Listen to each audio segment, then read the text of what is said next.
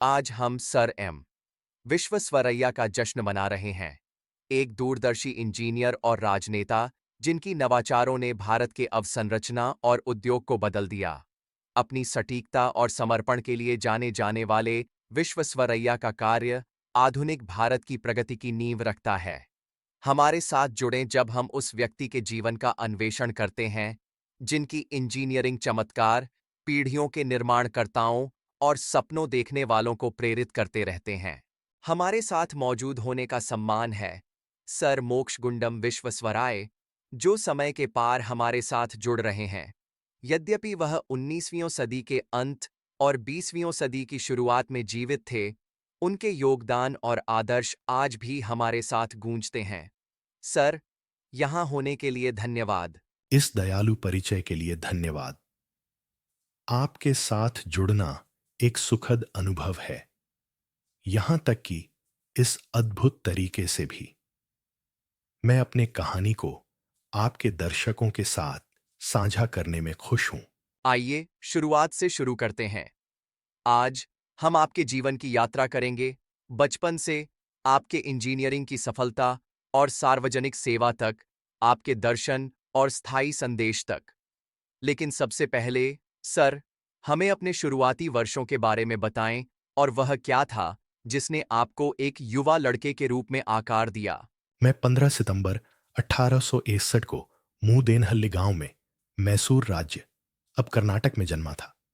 मेरे परिवार की भाषा तेलुगु थी और हमारे पूर्वज वर्तमान आंध्र प्रदेश के मोक्षगुंडम गांव से प्रवास कर आए थे।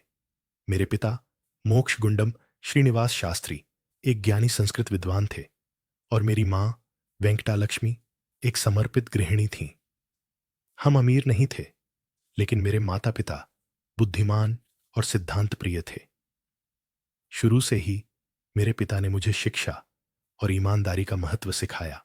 मैंने अपनी प्राथमिक शिक्षा हमारे गांव के स्कूल में प्राप्त की।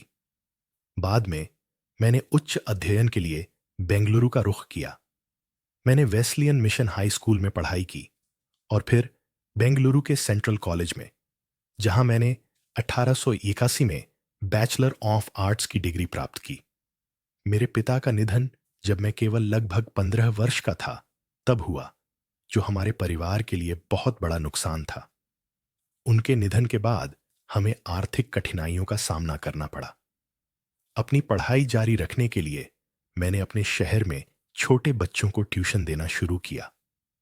मुझे याद है कि मैं रात भर मिट्टी के तेल के दीपक का उपयोग करके पढ़ाई करता था और अपने पाठ्यक्रम की तैयारी करता था।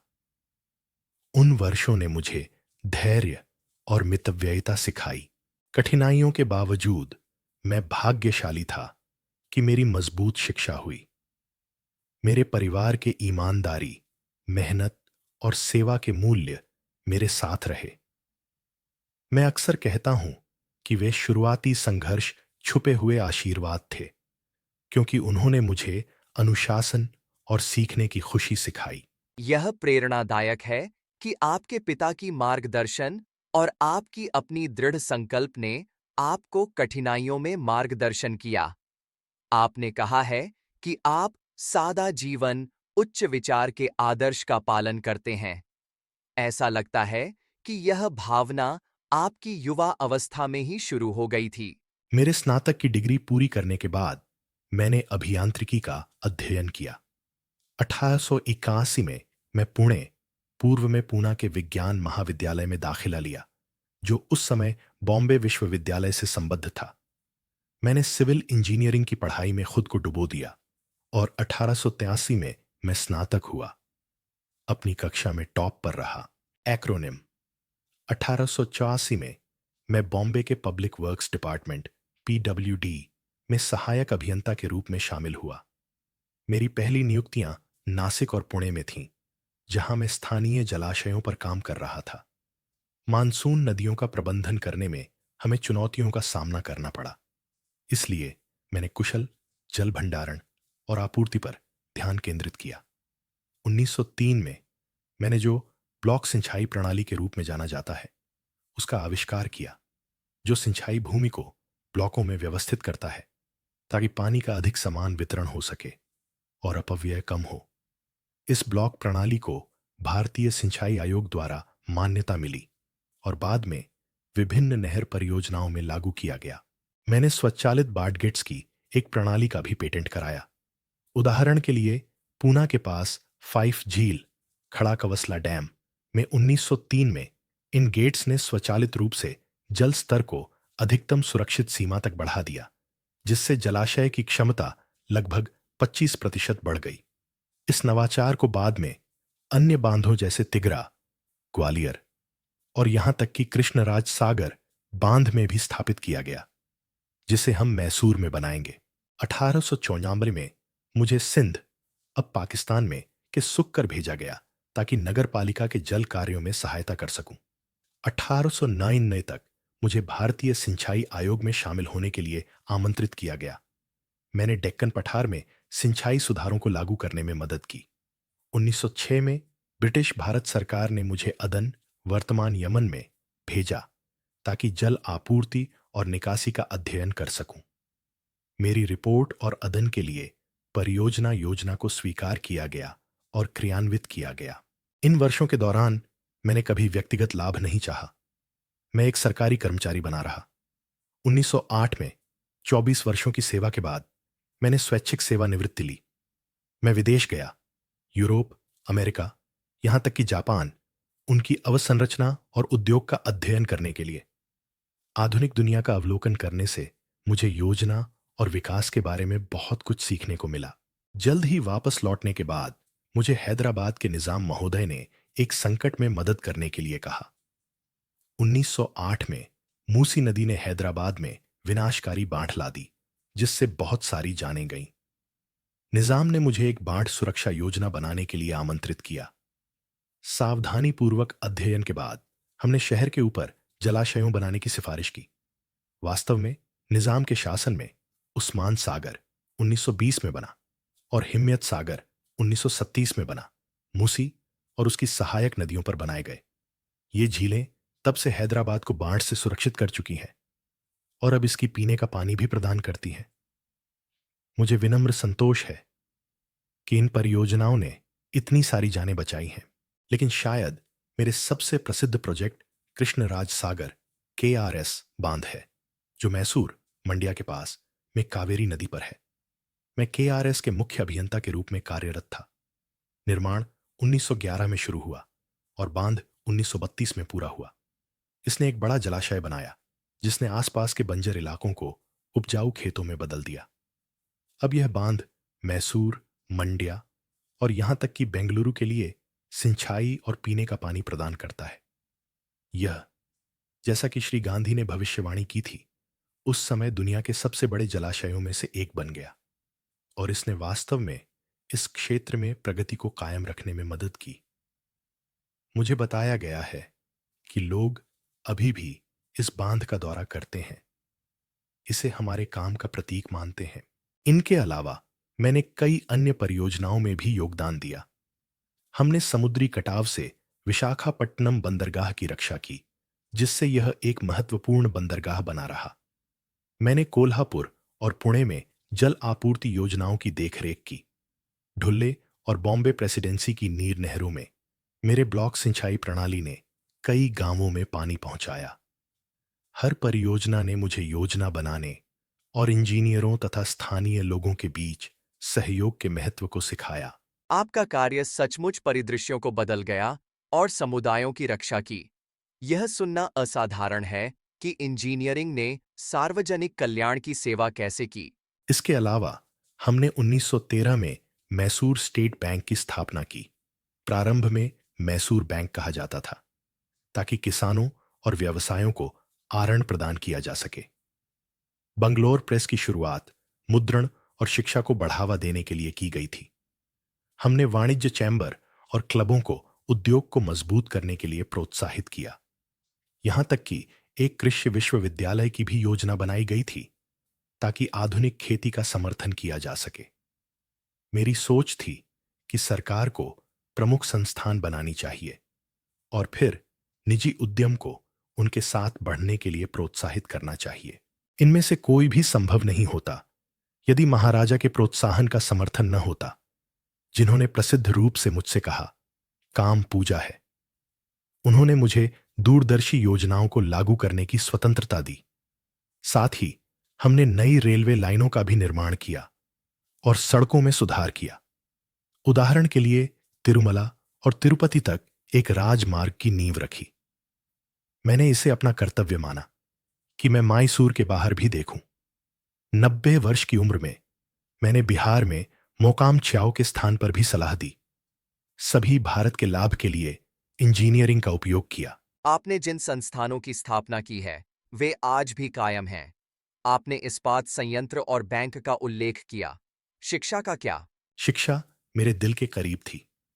1917 में हमने बंगलौर में सरकारी अभियांत्रिकी कॉलेज की स्थापना की, जो भारत के पहले अभियांत्रिकी संस्थानों में से एक है। इस कॉलेज का नाम अंततः मेरी सम्मान में विश्वविद्यालय विश्वेश्वरैया अभियांत्रिकी महाविद्यालय यूवीसीई रखा गया। पहले मैंने बंगलौर में एक पॉलिटेक्निक स्कूल, अब श्री जयचामराजेंद्र पॉलिटेक्निक, की स्थापना के लिए प्रोत्साहित किया था, ताकि व्यावहारिक तकनीकी प्रशिक्षण मिल सके। हमने बंगलौर कृषि विश्वविद्यालय के विस्तार का भी समर्थन किया, ताकि खेती में अनुसंधान हो सके। मैं मानता था कि इंजीनियर और वैज्ञानिक भविष्य के वास्तुकार हैं। सरकारी कार्यालयों से परे मैं उन समुदायों का समर्थन करना चाहता था जो कुशल पुरुषों और महिलाओं को प्रशिक्षित करते हैं। मैं 1920 के दशक में बनारस हिंदू विश्वविद्यालय बीएचयू के गवर्नर्स बोर्ड का सदस्य था और भारत के भविष्य के नेतृत्व को आकार देने के लिए शिक्षाविदों के साथ काम किया। हर प्रयास में मेरा लक्ष्य उद्योग, कृषि और शिक्षा को राष्ट्रीय प्रगति के लिए साथ जोड़ना था। स्पष्ट रूप से, सर, आप आने वाली पीढ़ियों के लिए एक नींव बना रहे थे। कर्नाटक और उससे आगे में आपकी शिक्षा और उद्योग में विरासत अत्यंत है। मेरे जीवन भर मैं कुछ मूल्यों के प्रति दृढ़ रहा। सबसे ऊपर मैं मानता था कि कार्य स्वयं पूजा है। समाज की सेवा के लिए व्यक्ति को ईमानदार, मेहनती और अनुशासित होना चाहिए। एक व्यस्त दीवान होने के नाते भी मैं हर सुबह 4:30 बजे उठने पर जोर देता था। मैं कार्यालय पैदल जाता था और व्यक्तिगत रूप से अपने कपड़े धोने और इस्त्री करने जैसे छोटे कार्यों का ध्यान रखता था। सुबह 7 बजे से लेकर रात 8 बजे तक मैं केवल एक भोजन ब्रेक के साथ लगातार काम करता रहा। मैंने कभी भी आधिकारिक अधिकार को मेरी व्यक्तिगत जिम्मेदारी को कम करने की अनुमति नहीं दी। उदाहरण के लिए, जब मुझे एक आधिकारिक कार्य का अधिकार था, तो मैंने शिष्टाचार पूर्वक इसे निजी उपयोग के लिए इस्तेमाल करने से इनकार कर दिया, जब तक कि मैं अपनी खुद की कार का खर्च नहीं उठा सकता था। मुझे एक कहानी याद है। एक मित्र ने देखा कि मैं कार्यालय छोड़ते समय लैंप और पेन बदल रहा था। मैंने समझाया कि पहली लैंप और स्टेशनरी सरकार द्वारा सरकारी कार्य के लिए प्रदान की गई थी, इसलिए मैं केवल उनका उपयोग आधिकारिक कार्यों के लिए करूंगा। जब मैं व्यक्तिगत काम कर रहा था, तो मैं अपनी खुद की लैंप और पेन का उपयोग करता था, ताकि सार्वजनिक धन के किसी भी छोटे से दुरुपयोग से भी बचा जा सके। यह सख्त अनुशासन योजना बनाने तक ही सीमित नहीं था। मैं हमेशा कहता था, योजना बनाओ या समाप्त हो जाओ। हर परियोजना में, चाहे वह बांध हो या बैंकिंग, हमने सावधानीपूर्वक योजना बनाई। तभी हम प्रभावी ढंग से कार्यान्वित कर सकते थे। आमतौर पर मैंने उच्च मानकों का पालन किया, व्यक्तिगत आचरण और दक्षता में। मुझे विश्वास है कि इसने मेरी जिंदगी बढ़ाई और मुझे तेज बनाए रखा। वास्तव में मैं अपनी 90 की उम्र तक भी सलाह दे रहा था। मैं युवा पीढ़ी से आग्रह करता हूं कि वे इन मूल्यों को अपनाएं, जल्दी जागें, ईमानदारी से काम करें और विनम्रता बनाए रखें। ज्ञान कीमती है, लेकिन इसे सामान्य कल्याण के लिए लागू करना चाहिए। एक स्वच्छ हृदय और मन एक इंजीनियर या नेता के सबसे अच्छे उपकरण हैं। सर, राष्ट्र सेवा के लिए आपको कई सम्मान मिले। 1915 में किंग जॉर्ज वी ने आपको भारतीय साम्राज्य के नाइट कमांडर के रूप में नाइट किया, जिससे आप सर मोक्षगुंडम विश्वेश्वरैया बन गए। भारत की स्वतंत्रता के बाद आपको 1955 में भारत रत्न से सम्मानित किया गया, जो हमारे देश का सर्वोच्च नागरिक सम्मान है। आपका 100वां जन्मदिन 1960 में एक स्मारक पोस्टल स्टैंप के साथ मनाया गया था। और जैसा कि हमने उल्लेख किया, हर 15 सितंबर अब भारत में इंजीनियर्स डे है, आपकी विरासत को श्रद्धांजलि के रूप में। वास्तव में आपका जीवन और कार्य पीढ़ियों के बीच सम्मानित किया गया है। मेरी जिंदगी को पीछे मुड़कर देखने पर मैं यह देखकर उत्साहित हूं कि युवा लोगों ने तब से क्या बनाया है। मेरी एकमात्र गर्व यह है कि मैं इसमें एक छोटी सी भूमिका निभा सका। नई पीढ़ी के लिए मेरा संदेश स्पष्ट है। अपने देश से प्रेम करें और अपने कार्य को उसकी सेवा में लगाएं। शिक्षा और नवाचार को अपनाएं, लेकिन नैतिकता को सबसे पहले रखें। याद रखें कि अभियांत्रिकी और विज्ञान वास्तविक समस्याओं को हल करने के बारे में है। जैसा कि मैंने अक्सर कहा है, विज्ञान जानने के बारे में है, लेकिन अभियांत्रिकी करने के बारे में है।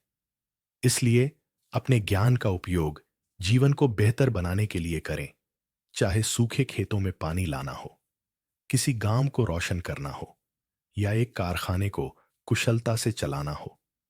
सावधानी पूर्वक योजना बनाएं, समर्पण के साथ कार्यान्वित करें और हमेशा ईमानदारी से काम करें।